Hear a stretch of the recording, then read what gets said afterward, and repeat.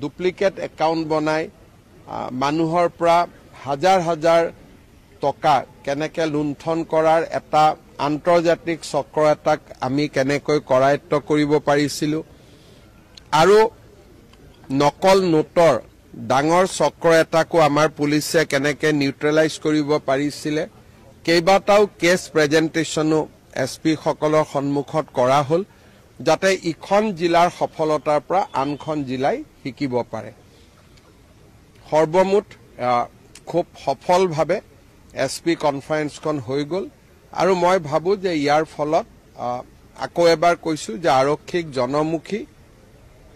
তৎপৰ আৰু সক্ৰিয় কৰাত আমি যথেষ্ট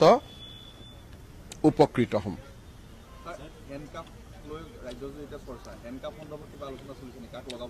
হেণ্ডকাফৰ আইনত দেখুৱাই আছে যদি মাৰ্ডাৰ আসামী হয় সন্ত্ৰাসবাদী হয় বা এটেম্প টু মাৰ্ডাৰ কেছত থাকে তেতিয়াহ'লে হেণ্ডকাফ লগাব পাৰে সেইটোতো আইনতে লিখা আছে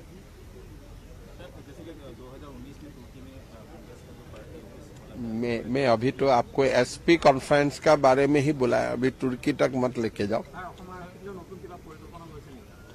এই পৰিকল্পনাবিলাকে মই আপোনালোকক যিখিনি কথা পাতিলো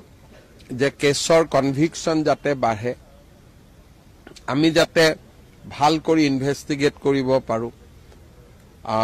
পুলিচৰ যিমানবিলাক জনমুখী কাম সাৰ্টিফিকেট ভেৰিফিকেশন এইবিলাক যাতে তৎপৰ কৰি দিব পাৰে পুলিচৰ নিযুক্তি যাতে নিয়মীয়াকৈ হয় এই গোটেই কথাবোৰে আলোচনা কৰা হৈছে সেপ্টেম্বৰত আগতে আৰক্ষীৰ নিযুক্তিও হয়